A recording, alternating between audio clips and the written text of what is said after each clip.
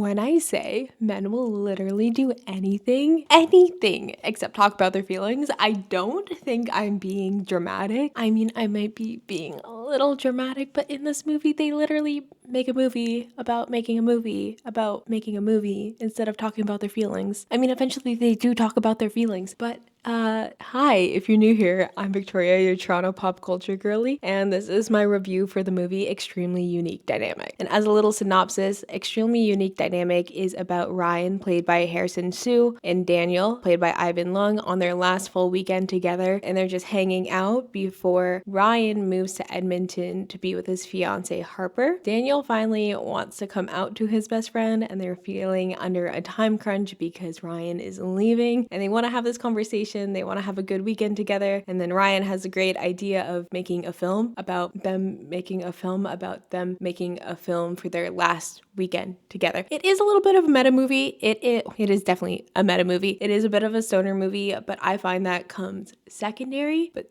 all in all, in this movie, it's fantastic. It's won 3 different awards in the 2024 festival circuit. It won for Alternative Spirit at Rhode Island Film Festival, Best Feature winner at the Catalina Film Festival, and the Future Now competition winner at Montclair Film Festival. And it was also an official selection at 16 other festivals, which is actually pretty insane on the festival circuit. And full disclosure, thank you to Pixel Media for sending me the screener to this movie, and I ended up watching it twice. It has a fantastic 67-minute runtime, and getting into a little bit of my spoiler-free review, it's a short and easy watch. I really liked it. Even if it is like marketed as a super meta stoner movie, the heart of it is just really within their friendship, and once they have that conversation, you could just see like that shift and blossom, and it just gave me warm fuzzy feelings, and it's a little bit stupid, but it is a lot of fun. In like, you're hanging out with your bros, like you feel like you know them, like they're just like the guys you see on the weekend. They're like your brother's friends, and I thought it was a blast. And they pulled off like the meta movie within a movie within a movie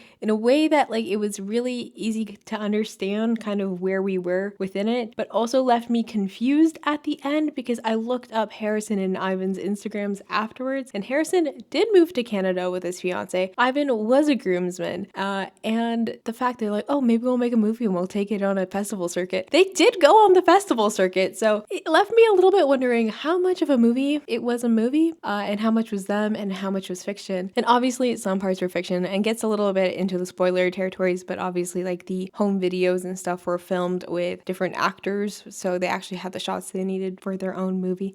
Obviously. But yeah, even though this was like marketed as a stoner movie, a meta movie, I thought there was a lot of layers and a lot of important points, especially when it comes to Daniel's coming out. And a lot of the exposition, some of it was implicit, a lot of it was explicit and inner thoughts and self-narration, which is a trope in itself, but like this movie is kind of based on a lot of tropes. But with the coming out and not knowing 100%, like that 1% that like, is my best friend going to accept me, the expectations coming from an older Asian household, homophobia, internalized homophobia, it is just like the inside of the mind of like your innermost fears a little bit, but also feeling that time crunch of like, logically, you know your best friend's going to accept you. And they also generally might know already, but like they're waiting for you. And I thought that was just like very real because it's messy. It's like, okay, yeah, why couldn't you come out to your like best friend of like, what,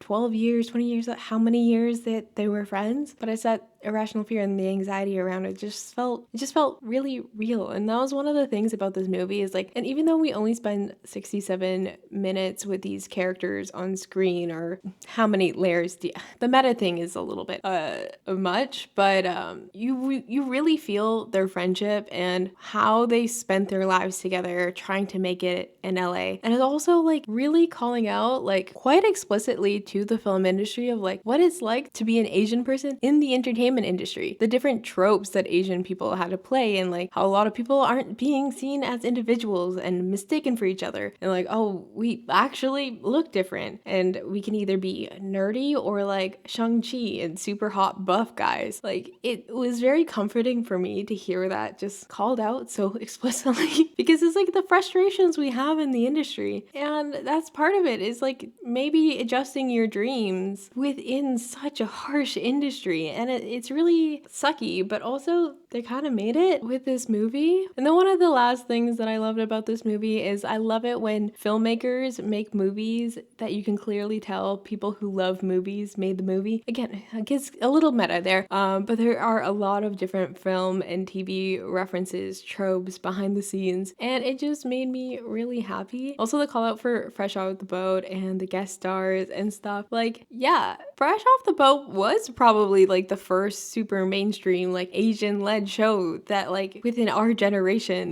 that I saw on screen. And it just made me very happy to see. That being said, all in all, I thought it was a fabulous watch, extremely unique dynamic. Is not streaming, but it is currently available for rent and purchase on digital across platforms.